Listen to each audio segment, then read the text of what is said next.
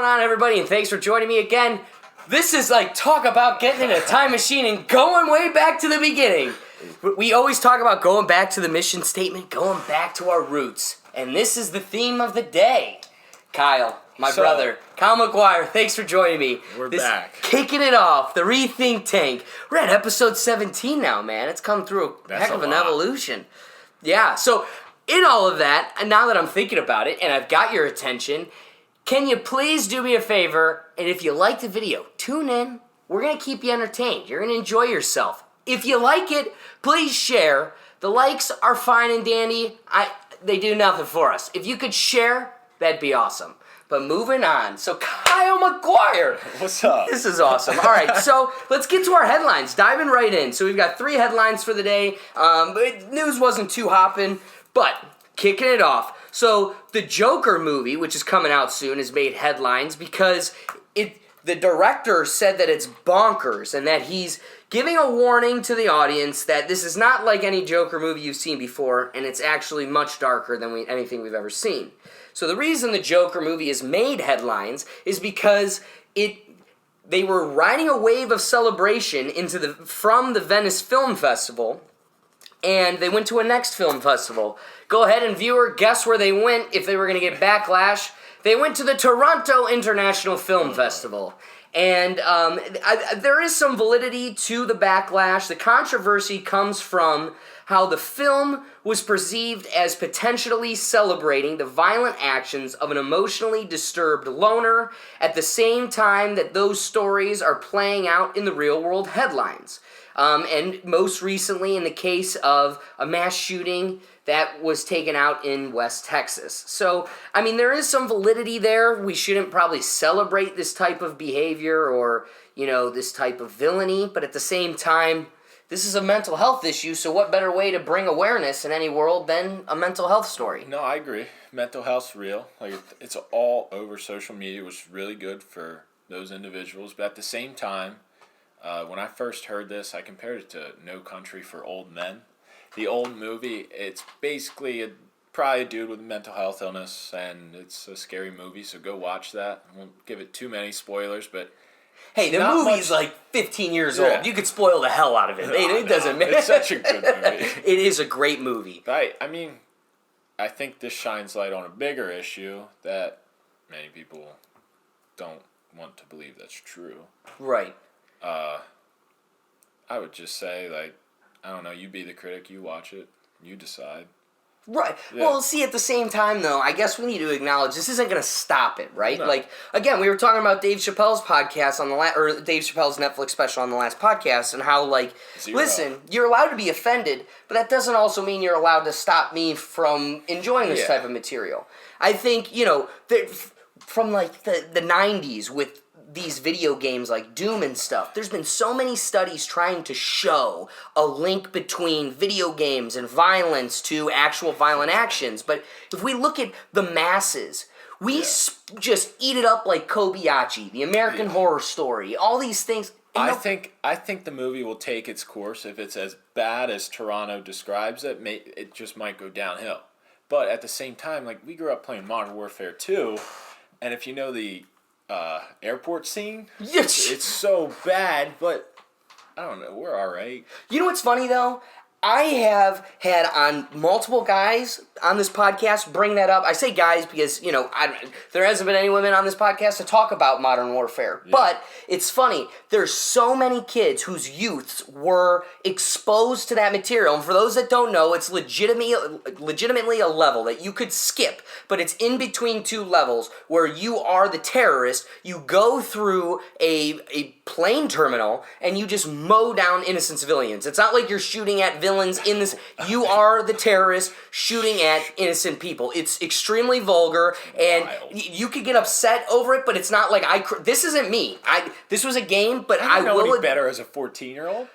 And boom. But you know what's funny is find me a 14-year-old that had that game and didn't play that level, and I bet you don't find anybody. And the millions of copies of that disc were sold out. And how many people are committing school shootings? One, an age way too young to be playing Modern Warfare 2, right? They're too young. It's past them. They're on Xbox One. It's anywhere, though. Right. Yeah. Well, that's it too. So, how much of this is just a culture shock? All of like for the first time, humanity's being stimulated by everybody at once, and this is kind of just like. But I think it's also our so like this Joker. I don't know who produced it, but I'm gonna guess it's modeled after our generation, which actually has these. No, you know what it is? It takes place in the 70s and 80s. This is pre-Batman. This is like Gotham pre-Batman.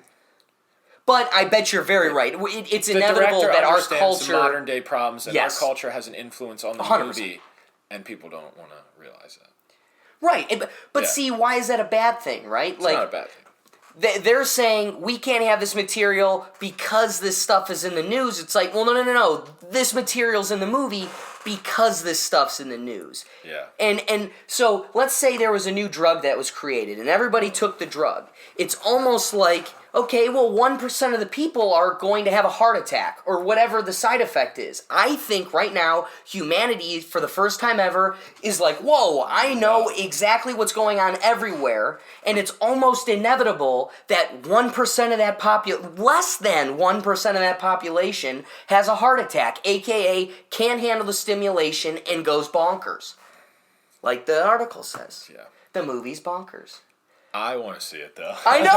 Hey, you know what's funny is they got all upset over Dave Chappelle's story and or special, and it only brought more attention to it. Bill so Burr's it's like is up now. Came out today. Yeah, I know. Now this podcast is going to come out on Friday, so you should see it by now. If not, watch it this weekend because it'll probably be one of the funniest specials yet. But yeah, that was what he was on Joe Rogan today. I was listening to it, and he's talking about how I know I'm getting backlash, and I don't care. Like, I know I went to everything that was offensive, and I know I'm going to upset people, but oh well. And that's what makes Bill Burr so great. Yeah. Hey, get excited about the Joker, right? What do we got next? Yeah, moving on. So, of course, after announcing the iPhone 11, Apple has already stopped selling 3 older models. So, here's 3 older models that probably could easily work, and yet they want to prevent you from being able to buy these cheaper models. That's why you have to lease a $1,500 phone. To be honest, I had an iPhone 6 until this summer, and the only reason I had to get a new one is because I shattered the screen. Oof. So I didn't want to get a new one, but now seeing this, I would have been screwed. Yeah. Anyways, I got the 10 now. I mean, I love it, but it's got to last me until like 2022. Right. Because I got the Mophie case too, and once you got the Mophie case, you're committed. So what's the Mophie case? That's a charging case, which I recommend to everyone. That's pretty sweet. Yeah, I won't charge my phone at night sometimes. It's such a bad problem. And I wake up the next morning, hit the Mophie charger for 60%. Oh, that's cool. I got bad habits. See, but you know what's funny is I got to give it to the iPhone 10. I have the earliest model. Yeah. And I think the battery's pretty good on it. Like, I've gone, an evening without charging. I don't know. No, yeah, the battery's great on it. But what I'm saying is that I had the Mophie for the iPhone 6. Oh. And I had an iPhone 6, died on me, and got another iPhone 6 because I was like, I have the Mophie. Right. It's a case. Like, who cares? It's a phone. I'll do the same thing, but you get the new one because Apple wants to make money. Well, so that's it. It's just funny, like, okay, so the 3 older models were taken off the shelf, but we're not going to put in the article how we also put in the new If you look at the screen, so I got a screen with my phone, because I film with the phone, it's mirroring onto the screen, and literally on my screen right now, it's yelling at me. It's not even gone away. It's just sitting there going, software update, or the update that'll make your phone die quicker. So it's like, how many of these... Higher processing system. Bingo. Same with Macs, except computer's a computer. That's true. Eventually, my MacBook's going to die. I've had it for 6.5 years now, so... Right. Sticker bomb, though. It's the coolest thing in the world. Oh, also, I had some advice from a buddy, trying to better my, podcast here. So we're going to put the links to these articles in the bio as well, so you can also check them out, either while we're doing it or not. But anyway, so the last and final article is Rob Gronkowski. Will he return to the Patriots Week 14? According to Rob Gronkowski, he will.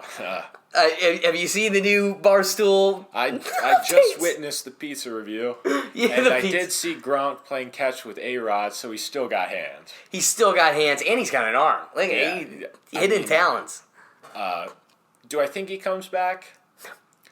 No. Do I think it could possibly be offered to him? Yes.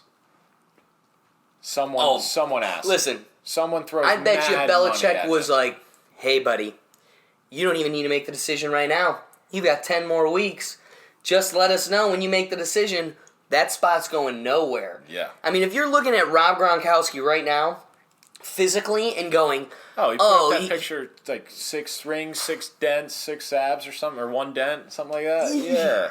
Dude's ripped. So it's like, you didn't even need to go to spring training. You didn't really...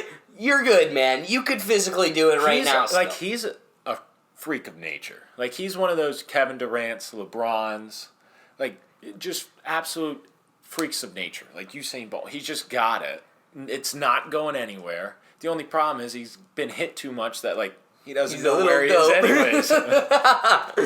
But now he's taking so much CBD cream and stuff. It's like, how much of the cream is the fact that he doesn't remember? I just wonder how much his contract's already spent if he's going to have to sell CBD cream. He might be coming back. He might have to come back. I mean, that's all I'm saying. I went bankrupt with the CBD. CBD is great, though. Good for him. It is. I think it'll definitely help him as an athlete, which means he might come back. Yo, did you see the video of him, like, breaking down? Like, oh, yeah. You know, sad Gronk makes everyone sad. But I think, like, as an athlete, everyone's experienced that. Like, when I hurt my shoulder in baseball, like, it's just not fun to go out every day and feel hurt. Like, it's just... And if that's where he was at, yeah. Do I think he'll love football again at some point in time? Probably. Right. But I don't know. Hey, at the end of the day, we'd love to have you back. Yeah, Gronk, come on. Keep it entertaining. You suck at cornhole. I mean, at the end of the day, if you don't come back, you're fighting Ronda Rousey on the WWE, so make your choice. All right, so those are some fun headlines. The topics we're going to hit today that we got pre-planned are... I just got a message to the NFL real quick, and then, we can talk about that. And then we're going to talk about Kyle. Kyle did some cool things this weekend. He went on I want to hear about his training and the whole adventure of running a marathon. Oh, yeah, you should have brought the medal. Yeah. All right, but we'll first... get a picture. I'll send you a picture. You can add it. Yes. Yeah. All right, first, okay.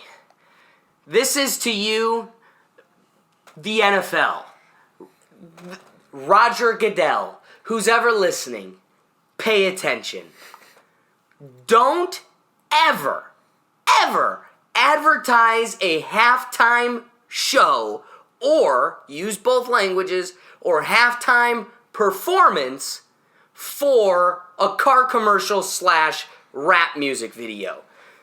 If you don't know what I'm talking about, so Monday Night Football was this past Monday. We had the final game was the Oakland Raiders, and because it's in Oakland, we had G-Eazy from the Bay doing a halftime performance. But that is not what it was at all. I don't mind G-Eazy. I'm a G-Eazy fan. I told Alex for the show, I watch everything off Reddit, so I get blacked out. I don't get blacked out. The channel gets blacked out during halftime, So you missed the halftime show, but like I told Kyle, he missed literally nothing. If you've ever turned on your iPod, you've heard a better G-Eazy song because, one, it's an actual song, so it's higher quality. Yeah. This was a man in a warehouse doing a Genesis commercial. It was an empty warehouse with him on the hood of a Genesis car, like, yeah, F with me and get some money, and doing all the dumb music but it wasn't even like full songs. It was like clips of radio songs that he blew up on. You could tell this it was what the NFL and Roger Goodell are doing right now. Well, not even him. That's what G-Eazy's doing. Oh, yeah. I mean, nobody. G-Eazy's making them money, though. If that's what I was about to say. Yeah. If the fans had any wits about them in the slightest, all the fans would be annoyed. But you know who's not annoyed? Is G-Eazy about his fans being annoyed. He doesn't care about... With that paycheck, it's like... He doesn't matter. I'm disappointed in the NFL and the way they advertise it. Because it's like, don't get my hopes up and put on an MTV music video. Ugh, it was so gross. So that's my message. Don't do it again. My message to the NFL, good luck playing the Eagles. Besides the first half, good luck. You got it all there. 17-0. Yo, that was All rough. right, that's it. That's all But I'm saying, then they yeah. came back hard, way better than the Brownies came back in the second half. Yeah. So we just switched halves. No. We're not even going to talk about the NFL. This was a rough weekend for me, a glorious weekend for you, and 1-0 in fantasy. yeah, you picked Odell and gang, and it worked out great. Odell, Njoku. Odell looked They didn't even sexy. have their best performances. Njoku had a touchdown, but at the same time, when you put up 10 points, I mean, you're doing It's better perfect. than anyone else. That's all you can ask of a player. But at the end of the day, the players did great. I think Yeah. Njoku did fine too. Odell looked amazing. The only player that playing didn't with impress a me was Richard Baker. Mill watch? That's Yeah. Before I don't want to upset people with my disdain for how Baker played. But anyway, moving on to our second and final topic here. So, tell us about your huge adventure you endured. So, I went to Erie this weekend to Presque Isle or Preak Isle. I'm still not sure how it's said. And I ran around it twice. Each loop was 13.1 miles, so I ran a marathon. 26 Yeah. miles. 26.2. 0.2, yeah, don't leave that out at that point. Us marathoners now that I'm in, that's a rough point too, let me tell you. Is it? Yeah.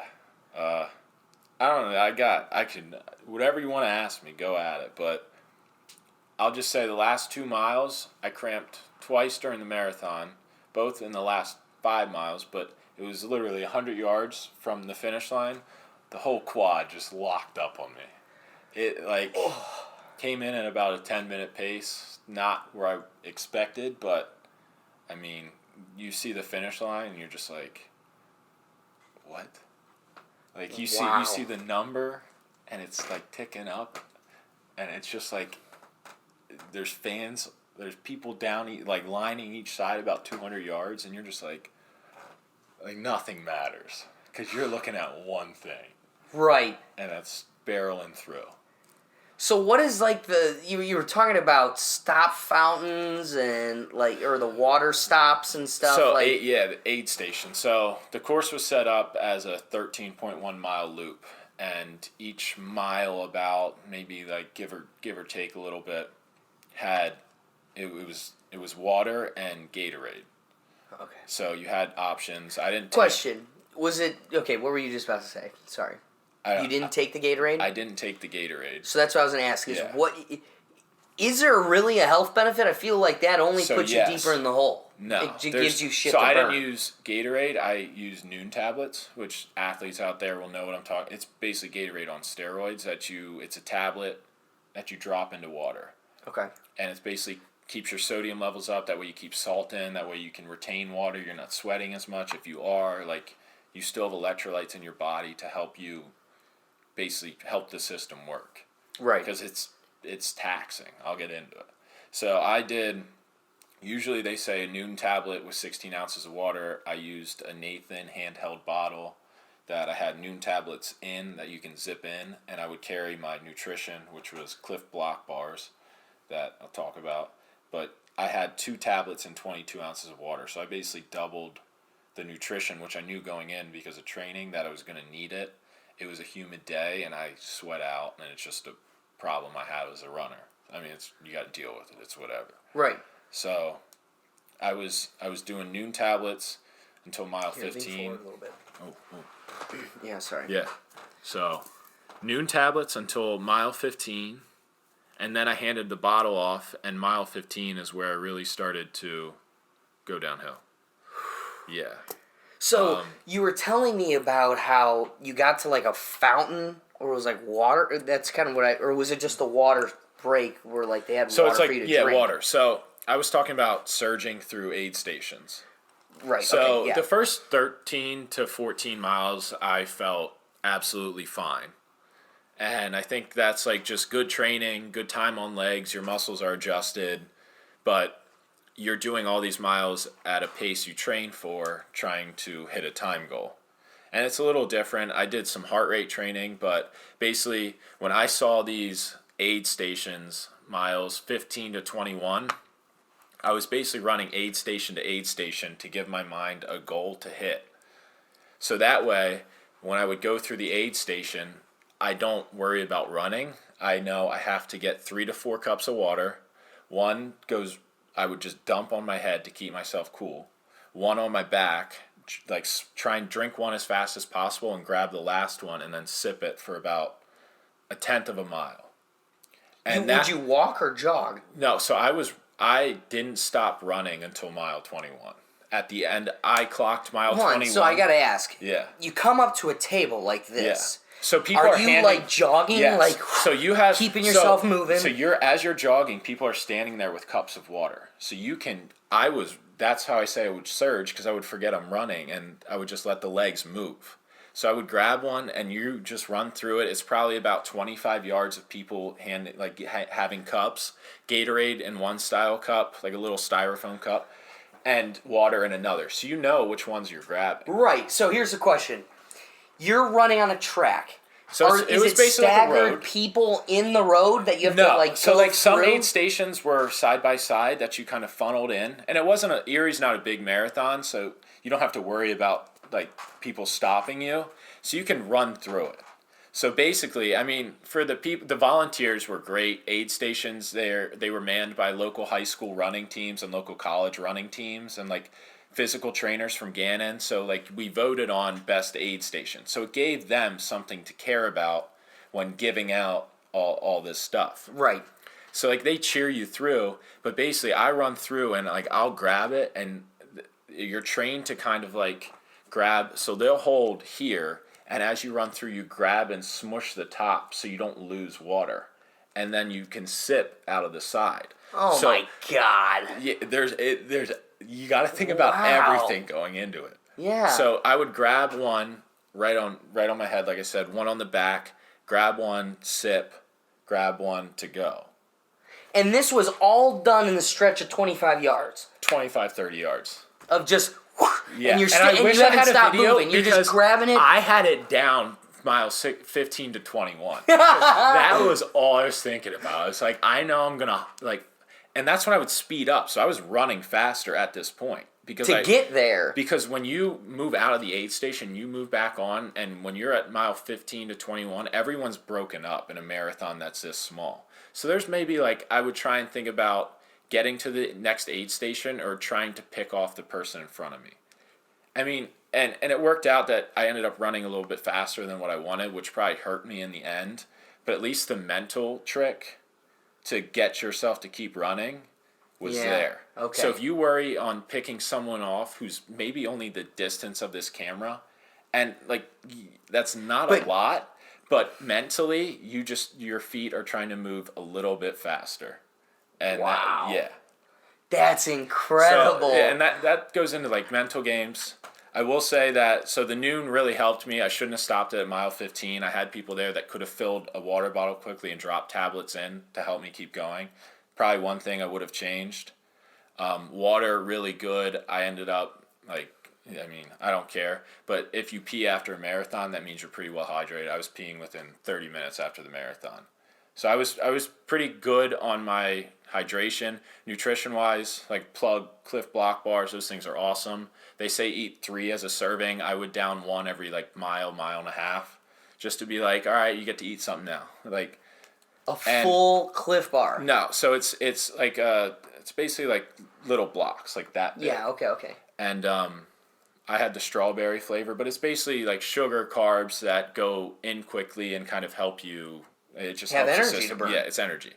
So I would chew one down, and I had 3, basically 3 bars of them, 18 little blocks on. Okay. And I had it's called a flip belt, but it goes around your stomach. I'll try and get you a picture because they come out soon.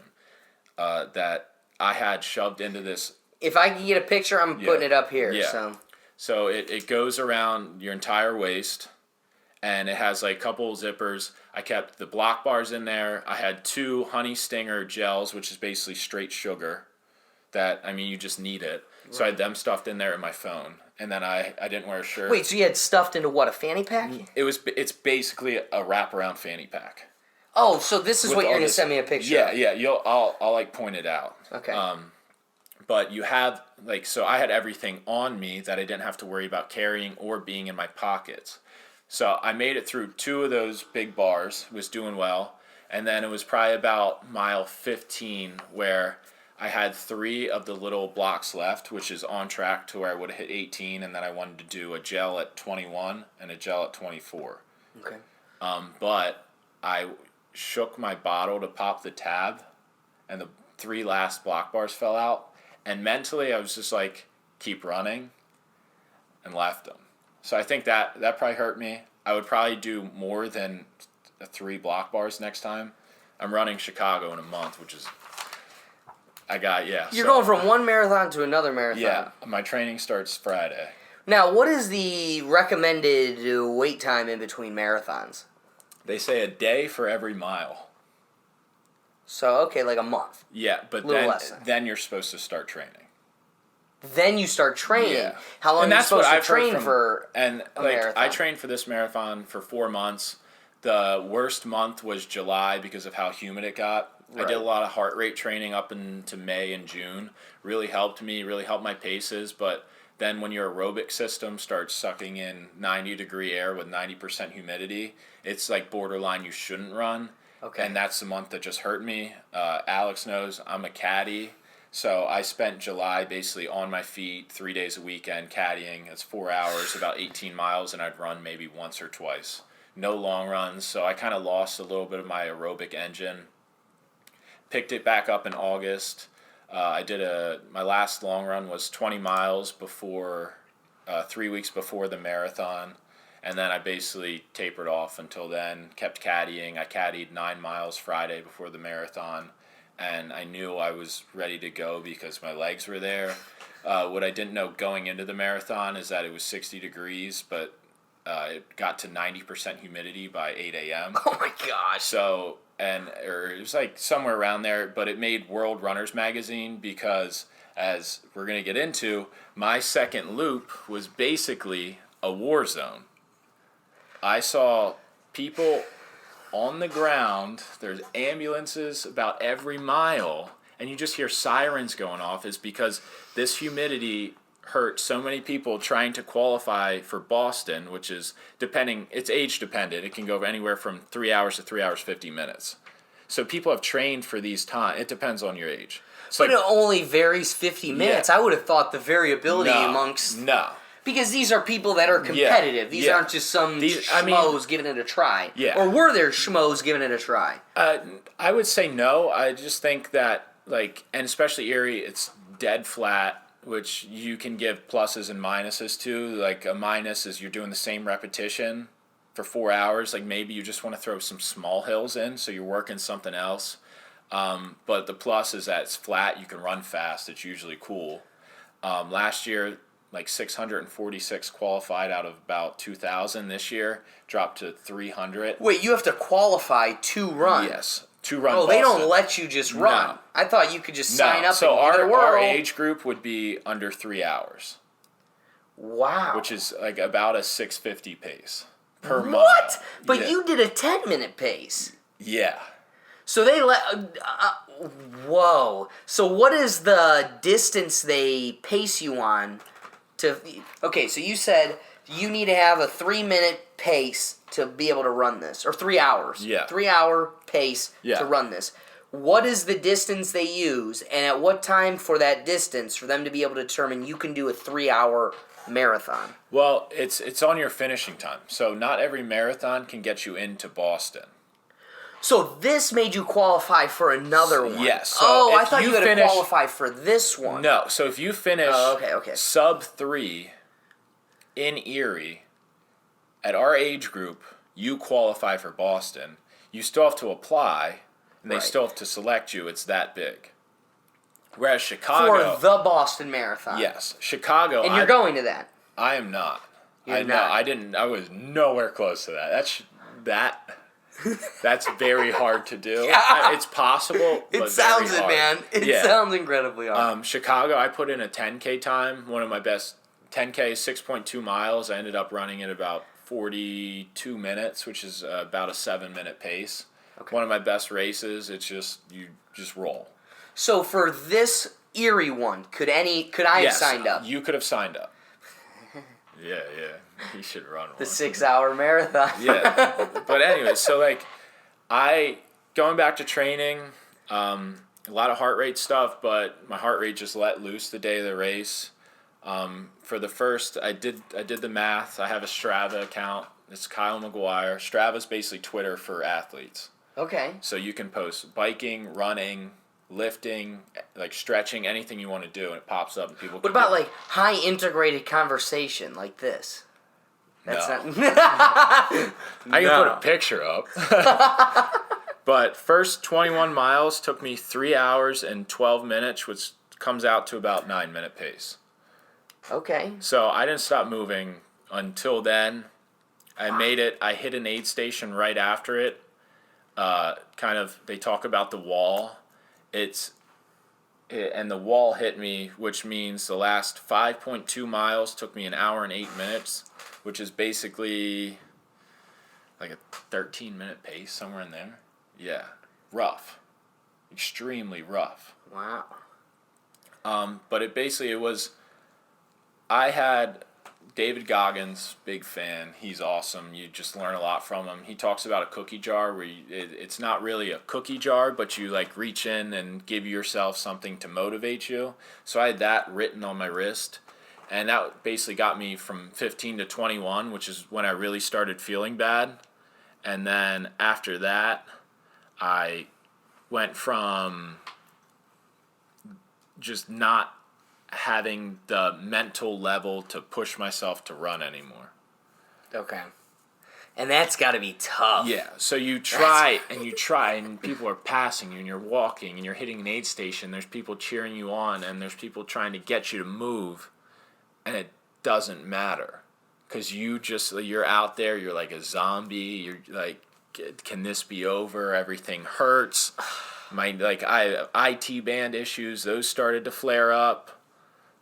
And it's just a level of physical pain that like you yourself push it to, and now you have to deal with it, and it teaches you. It's an interesting thing, but I got to that level, and at that point it's just a mind game. I knew I was gonna finish, but how long would it take me? I was the 3 hour and 12-minute pace would have put me about kind of right around 3:55, somewhere in there, if I would have finished. But at that point, I was like, I just want to cross the finish line. And when I did get there, I was about 100 yards in, quad locked up. I'm running there. I see 4 hours, 20 minutes, click on the clock. And next thing I know, like, cross the line. And it's a sense of relief that you're like, I just did this, and then I like emotional when I see the people I train with, like you're about to cry, and then they put a medal around your neck, and like all you know is that like you just did, like that was huge. One of the toughest things a human can put themselves through. It's definitely like. Wow. Yeah, I'm an athlete. I love doing different stuff, but that, like. Well, my only thing to you is, one, that's something that, you have Bert Kreischer saying, the Mickey Mantle gene. So maybe there's some weird fat people that can do that, 1 in a billion. But at the end of the day, that's something people cannot just pick up and do. No. It took you 4 months to build yourself to be able to. I started running in January, and when I started the heart rate training, a 150 heart rate was probably a 11-minute mile. And on June 23rd, one of my best training runs was 16 miles at 8-minute pace at a 150 heart rate. So this was my next question for you. The whole time when you were originally talking about your training and stuff, one of the things I was thinking about is, so you said you got this official time for running 26.2 miles. But that was your first time for running 26.2 miles. Yeah. So my question for you was, how many miles, what was the longest distance you ran before the first attempt at 26.2 miles, and how many times did you do that longest attempt? Because it's so funny, like, if I'm about to go play a football game, in no world do I play 2 quarters, 2 quarters, 2 quarters, 2 quarters, and be like, now let's go do 4 quarters, baby. You know, so at like some point it's like, how many miles? If you're only doing 13.1 miles every time, it's like, how do you know you could do the hardest second half to it all? So my longest training run was 20 miles. Caddying, I kind of relied on just because carrying the bag for 4 hours simulates being on your feet for 4 hours, but it's nowhere near as taxing as running 20 miles. So what I say is that some training plans do 20 miles twice. I missed the first 20 miler. I was caddying, but I did. So my 20 training miles. So instead of 20 miles, I ran 6 miles Friday morning, caddied 6 miles Friday afternoon, and then I did 2 rounds on Saturday, which comes out to a 12-mile day on your feet, like 8 hours, and then Sunday I did 12 as well. So you think the caddying is what was able to give you an advantage? So caddying gave me the advantage that my muscles felt like, obviously I was physically sore, but I wasn't cramping, I wasn't hurting, I didn't have to stop. But running 20 miles is completely different. And when I did run the 20 miles, we did an 8-mile loop, stopped, refilled our stuff, which is probably 10 minutes. So for 10 minutes, you're not running. And then we did the 8-mile loop again, got to 16, stopped, and then went out and did 4. So coming out of that, it gave me a lot of confidence because I felt like I could do it. It ended up being about a 9:20 pace. But that was still 6 miles less, and you only did it once. Yes. Woof. But like I said, by late June, I was doing 16 miles with ease. Okay, so that's what I was going to ask. Yeah. So the next lowest was 16 miles then, and you did that how many times? Just numerous. You were able to do that regularly. So I ran a half marathon beginning of June, a trail half with about, I think came up to like 800 feet of elevation in 156. Okay. And I ended up crossing the half in this marathon at 156, but flat. So I felt reserved. I felt like my legs were moving good, but I did that trail half, was playing hockey, caddying, came back and did 16, felt great. Then I did 13 the weekend after, and then I went out and did 16. I caddied 2 big events, and then in August, I did a couple 10-milers and then did the 20. Oh, so wow. I really didn't follow a training plan at all. Just felt like when I needed to run, I would go out and run. And I didn't give myself a time expectation. I just wanted to finish, which if you're going to run your first marathon, like you can put a time goal in your head, but at a certain point, like just think about finishing because that release is just like... Oh, I can't imagine. We were talking about runner's high, and I bet you it doesn't even come close to runner's high is it's like a head feeling that you lose sense. Like you just kind of you're it's like all in your head. Okay. And when I was wearing a hat backwards. You'll probably see it in some of the pictures. That I couldn't tell if I was wearing a hat. It happens. Which is sometimes. a weird thought. It's just a weird. It's a weird feeling that it's like a little bit out of body, a little bit like tingly, like if you get goosebumps, something like that, and it's just a mental. You couldn't even tell if you were wearing a hat. Yeah. Well, what an amazing accomplishment, dude. Like, that's something to be proud of. It's huge. Chalk it onto my list of stuff. Like I told Alex, Chicago, October 13th, started running in January. So do you see this becoming a regular thing for you? It's weird because as bad as my body has felt the 2 days, I know what I can do to do better. So now it's like a mind game that... You want to do better. If you're that type of person that you just want to push yourself... Like, I'm hooked now. Right. Because I know I can do better. Yes. I know if I make that 15 where I felt bad into a 20, I can push 6 more miles and run through a finish line. Exactly. And that comes down to training and kind of if I get on the heart rate schedule again, temperature's going down. Plus, I think it's getting over the first marathon. I mean, you never did 26 miles until... And that's kind of what I told people. They're like, are you nervous? And like, yeah, a little bit, but more or less is I don't know what's... Like, there's an unknown factor that, yes, you can be nervous about, but like, you can't do anything about it. Like, that's like a level where you're just going to have to learn and know what to expect and know how to fight it. Mm-hmm. So I think, and I agree with I don't know. It's like, if you see pain and stuff like that, it's fun. Like I've played baseball, basketball, soccer, golf in college. A freaking pig. Like I'm an athlete, but this yeah. And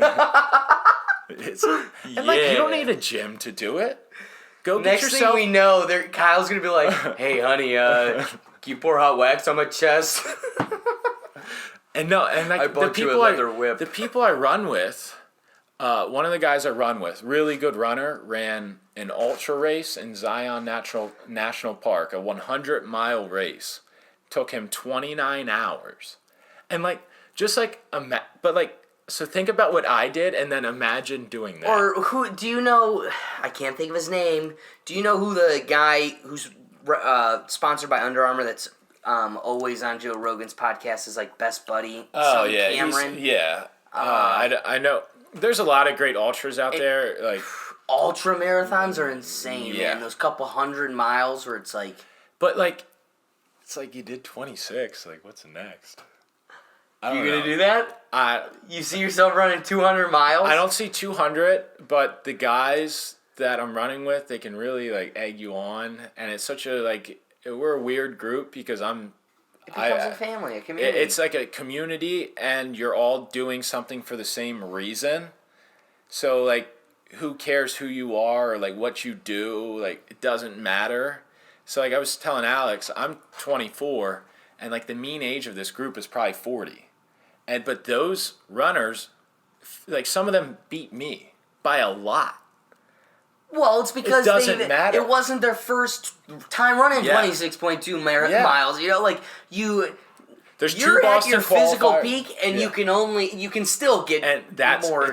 It's such a game, but a couple of them are running. It's a 50-mile race in November, but basically the marathon here, 4 weeks marathon leading up to that is basically training, and they're kind of egging me on to sign up.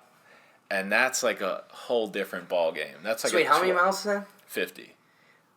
So that's twice. That's twice as much, pretty much. Wow, dude. So I don't know. I mean, maybe we'll see. We'll find out.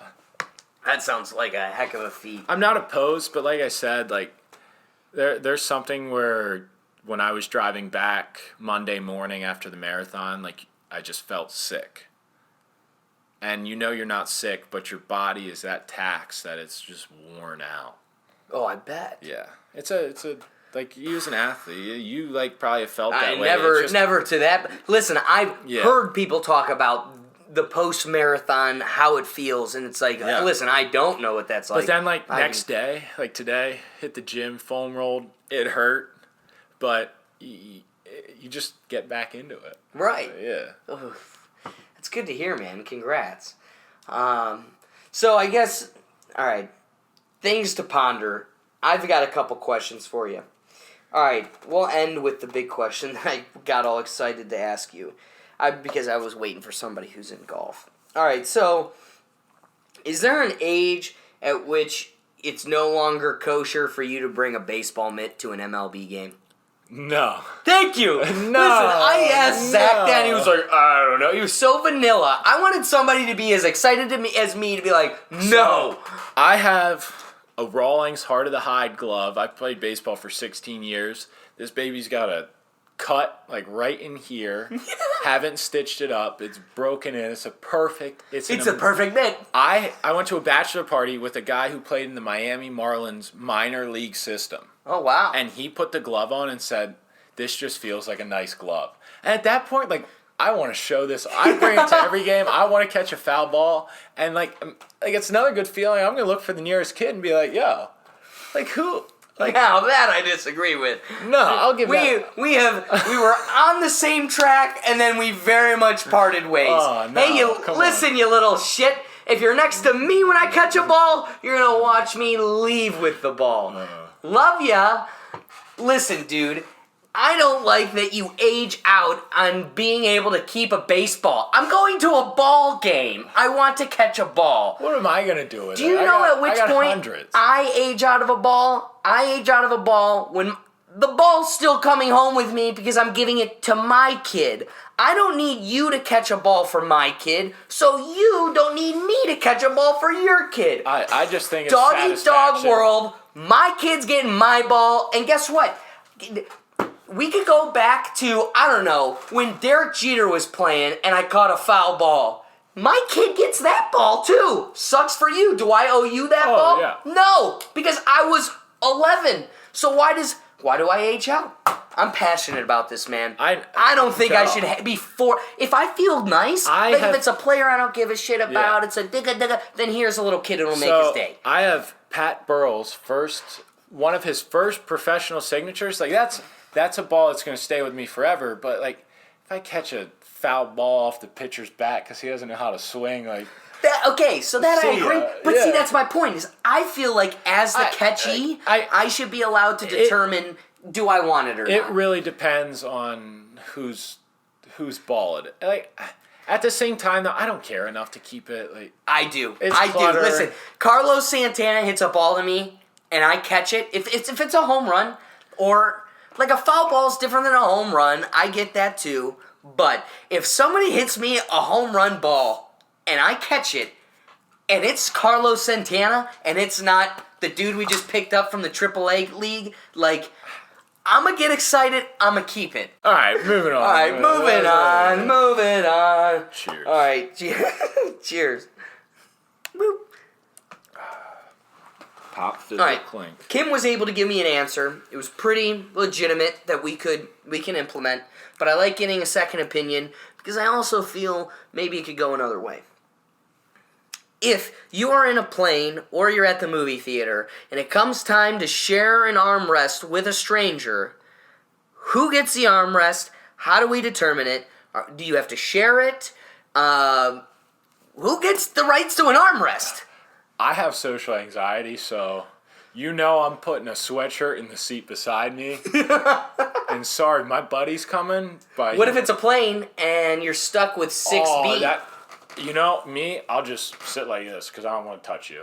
It is sad. It is sad that I'm socially I don't want to antagonize to where I always give it up. Kim's rule was first come, first serve. If I'm there first, it's mine. Which is a fair rule. I can agree to that. But I also know I'm soft enough to, if I get there first, I'll still go, he did take control of it, so it's his now. I'm one of those guys, I have Purell in my car. Like, if I shake too many hands at an event, I'm like... I don't know. Everyone's got their quirks. I don't want to know about it. Too. Like, just, you don't bother me, I won't bother you. If you want to talk, we can talk. I don't care, but... Like, there's people out there. Right, there's tons of them. There's tons. All right. Kim, first come, first serve. Let's go by that. I think Kim's got a good rule. Yeah, I'm fine with it. But at the same time, if you catch me at a soft moment, I'll probably... There's that small exception that don't care at all, though, that they're just like, what's up, bro? Right, that's what I'm saying. There are people that will just put themselves in there, and then at that point you go, it's his now. Like, I've caught myself just like, I guess I'm sorry. Happens. Right, hey, it happens. All right, so... This is something I went to a lot of Cleveland Indians games this summer. I didn't even do this on purpose. I didn't even mean to bring the Indians into this podcast. But this could go for any event. I also went to concerts. I have a real issue when it comes to concerts that I have to time out my pee for the main event because if I go pee not before the main event, then I'm going to have to pee during it, and then it's terrible. So concerts, I have that issue. So my question is, when there's people flooding into these bathrooms, mainly sporting events, there's the line of urinals. You've been at a football game. Oh, yeah. The line of urinals, there's a line of 100 guys waiting for somebody to finish and the next guy goes. So my question is, when you get up there and you're peeing, and there's 100 guys, and you can see guys that are about to pee themselves, and it gets really anxious in that line and people are eager to jump in your spot. So my question is, I catch people peeing and they just turn around and walk away, then button their pants. There's people who are washing their hands and doing their belt. So I've caught myself a couple times at Indians games in such a hurry either to get back to my friends or I'm waiting for somebody to do their pants where I'm like, dude, just zip it and go. There's so many, where then I started thinking about, what is the order of operations? You go in, you go to the bathroom, then I would think in theory, you don't leave that until you're buttoned and done, and then you walk away to wash your hands. But I catch people doing their belts at the sink, and I've caught myself doing it. I was like, wait, so what is the rule for going to the bathroom at these events? I mean, at the same time, whatever gender, you know what it is. You know what's going on down there. Get it away. I don't care what you do after that. Just get out of my way. You can. I guess that's a fair point. All the guys, all they care about is going pee, not what you do after you pee. No, just let me get to the urinal. We all wear belts. We know how they work. Plus, it's not like they've left the bathroom. No. Just get out of my way. I mean, that's the best answer. The best stadiums are the ones with troughs. Yes. They funnel people through. That's a better answer than I could have ever imagined to come from that question. All right, so guys, I don't care what you do. You can keep peeing on the floor after you walk away. The fact of the matter is just get out of my way. I am secure in my being. Get out of my way. I gotta piss. Listen, I don't know if you're in the right bathroom, but I know this is my bathroom. Out of my way. All right. So this is the last question that I really hope stumps Kyle. So I was golfing with a mutual friend, Paul Brown. Hopefully I get Paul Brown on. He's supposed to be coming on this month, so that'll be amazing. Anybody that knows Paul Brown, get excited because that's something good. Yeah.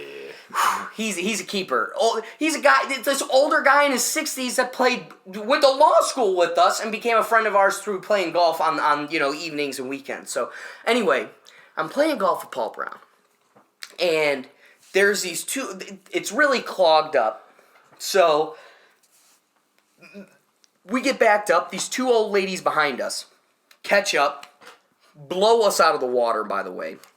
But when they kept catching up to us, so Paul Brown just goes, "Hey, why don't you ladies just join us and we'll do a foursome?" So they do, and she it was sweet. The one lady at the end got all emotional. She was like, there were guys behind us that kept catching up to us, and they were getting all upset, and we asked them to join us, and because we're women, they, and you could tell especially in the golf community, old ladies that grew up in the golf, they went to, golf clubs and stuff. She's like, they've seen the brunt of it. So my heart kind of broke for her because I felt bad of, she was appreciative of us with this no-brainer, let's just play with these old ladies and have a good time. Even though they embarrassed the hell out of us and made us look terrible. But anyway, we're on the green. We're putting. Now, what's the rule? You don't walk in between people's shots, right? You don't walk in line between the ball and the hole. Yeah, you don't, there's this secret line to the hole you don't cross. So that's the rule. Yeah.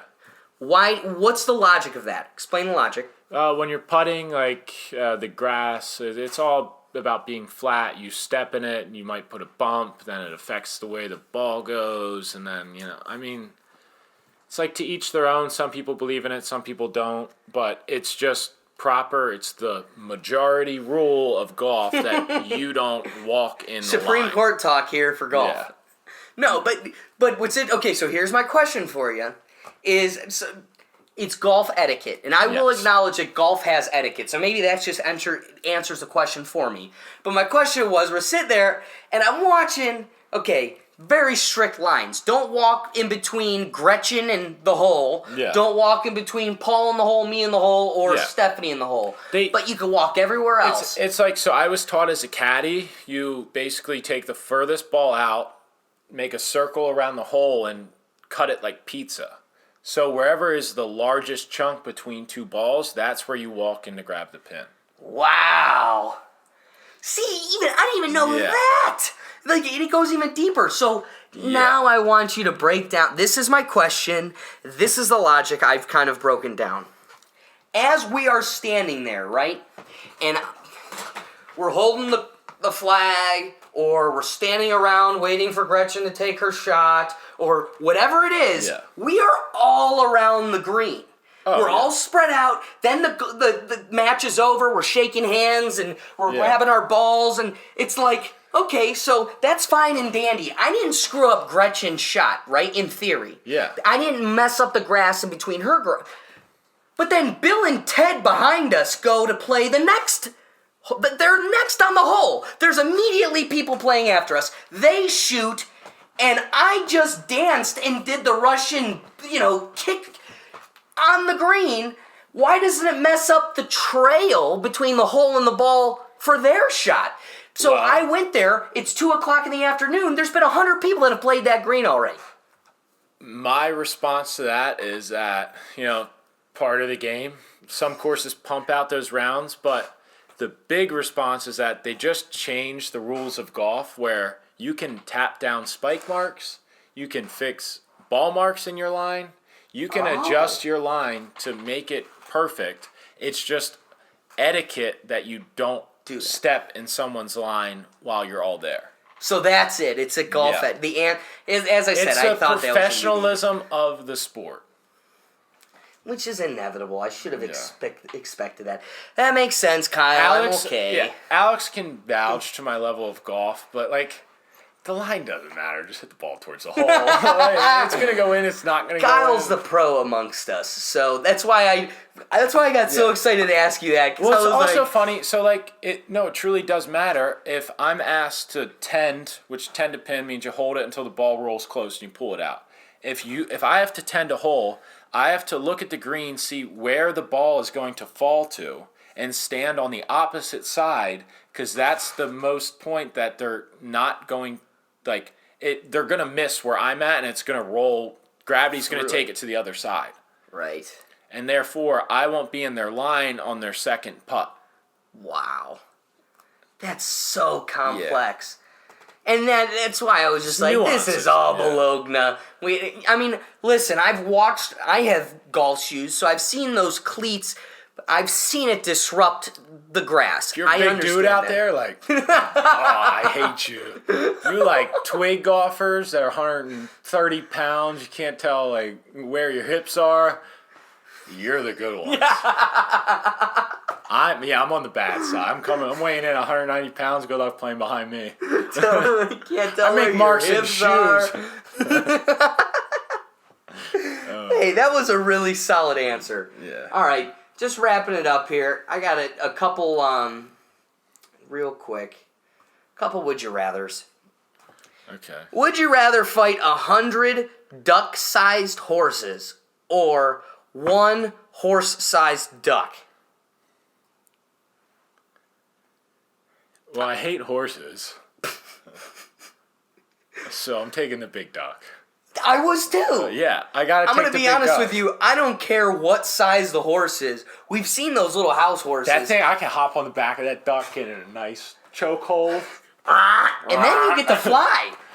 I don't really like flying either. All right, give me the horses. I don't know. Well, no, I'm saying I'd rather fight the giant duck because I think 1 horse power, even at that size, imagine that beak just at 3 feet long.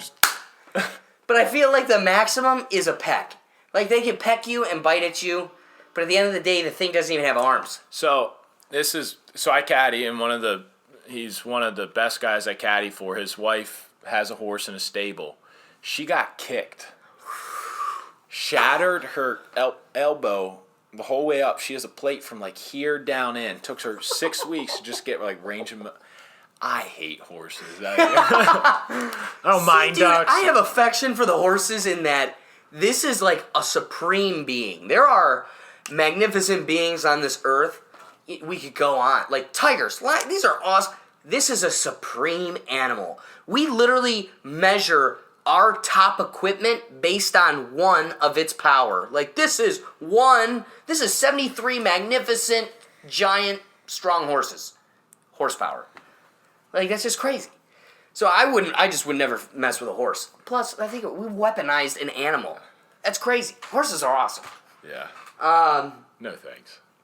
I got a question for you. Yeah. So who wins a fight in a grizzly bear versus a fully grown like male gorilla?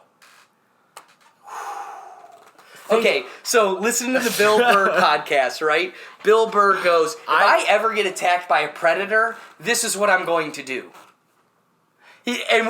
Joe starts dying. He's like, I'm just going to give up my neck. That way, I'm just dead. Like, I've already lost. It's a lion. So, here's my neck. Just turn me off. So then Joe's like, but you know what's even worse? I'd rather be killed by a tiger than a bear, because a tiger or a predator, because a predator like a lion or a cat type goes for the neck. They just want to kill. They know. So they know to kill you, then eat you. A bear eats, just starts eating. It doesn't care if you're dead or alive. I'm thinking about like being smacked with like one of those paws at 9 feet tall, just wrapping around you.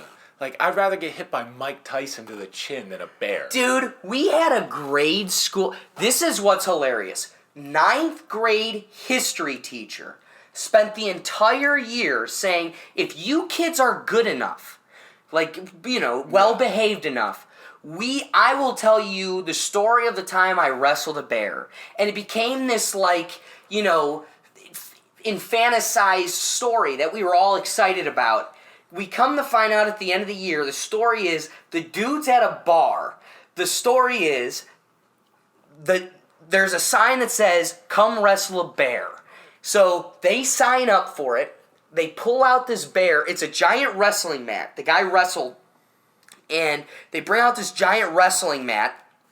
This bear, he said, was drugged on all drugs. And they wrestled this bear. But the one thing that I'll always remember about his story is how much he emphasized literally what you said. One arm. He's like, you'd be messing with this thing, and it would just go, and he would go flying. So he's like, you got to win, but when this thing wanted to be itself, even though it was doped out and dead, one swipe, and the dude, full-grown man, just went flying. So that arm probably weighs 100 pounds. But hold on, this whole conversation, we've totally neglected the gorilla. Like, No, you just picked two giant... Dude, a gorilla is the like... grizzly bear's winning that. Like, gorilla, close second. I think if the gorilla can get a good temple punch, we've got a fight. Because you could get one lucky tag, and he knocks out a... He gets him, but like... Because think about it, the only weapon a gorilla has is force, strength. Yeah, that... Punching. Yeah, gorilla's The big. bear has claws. Full respect to all my gorillas listening. We got you. Yeah. You represent. Close second. But the grizzly bear. Got you. Wait, hold on though. You just said bear. Grizzly bear is so different than a black bear. Like, I think a gorilla could beat a black bear at least way easier than it could a grizzly. See, like, I found this discussion and it was Kodiak bear, but those dudes are huge. Like, it's just unfair. The grizzly bear puts it a little closer. Yeah. A black bear you really look up makes a Kodiak bear, imagine running into that in the wild. Dude. This summer, they found black bears in my backyard from Pennsylvania. They migrated, and they were like, yeah, it's been... So neighbors up the street are like, we've been filming it. It's hanging out in your yard. And we're like, oh. I went to school cool. and we had black bears on campus. Like, climbing trees, like little cubs, like, mom's not far. All right, so the rule about black bears in general is if you come across one, you're supposed to lie down and take it. Like, you're supposed to play dead. What are you doing? What are you doing? Put yourself in this situation. Are you booking it? That. You think that bear trained for the marathon? Yeah. That bear did not train for the marathon. See if that bear can keep up 21 miles with me, especially with that behind me. The bear doesn't even know the trick of how to grab the water every mile, okay? Yeah. He doesn't know to grab it by the... dumping double water on my head. He's going to be like, I don't want any piece of that. I picked the wrong salmon to chase. Whoa. I'm probably a good fillet though. I got muscle, man. I'm a delicious filet mignon. I'm getting nowhere. Burnt toast in the Me and the bear are both laughing at the fact that I tried to run. Like he's like, I can't believe you tried to do that. And I'm like, I think it's funny too. Hey, it went out. I don't know. Would you rather begin every sentence with "Hey idiot" or end every sentence with "Haha, just kidding"? Or "Haha, I was just kidding"? Probably, hey, idiot. Hey, at least that way you get to communicate properly and say truthful statements. That's like an attention grabber. Like, when you say just kidding, like, people are like, what did you just say? Like, hey, idiots, like, what? And be like, you know what? Haha, just kidding. But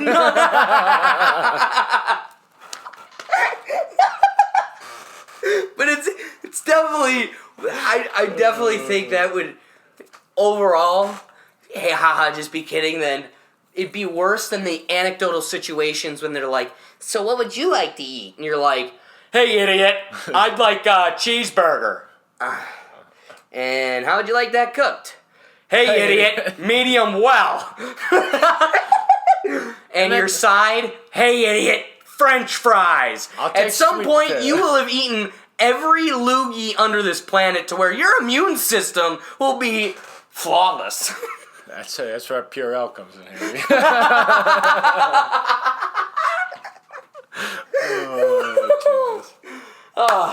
Kyle, I think this is a perfect place to wrap it up.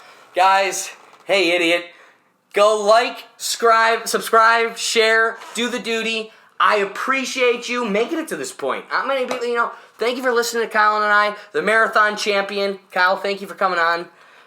This was fun. We'll be getting it again. I'll be back in a month talking about how cool Chinatown on mile 16 for Chicago was. He'll be talking about how cool Chi-Town was and how the Eagles slipped off. And I'll be talking about how the Browns look amazing! I hope so. Well, we didn't. OBJ Njoku. Yeah, I hope so. If you don't do well by week 3, I'm getting a running back for you. I don't blame you. Hey, again, please share, like, comment, subscribe, all those duties. Thanks again, guys. Peace.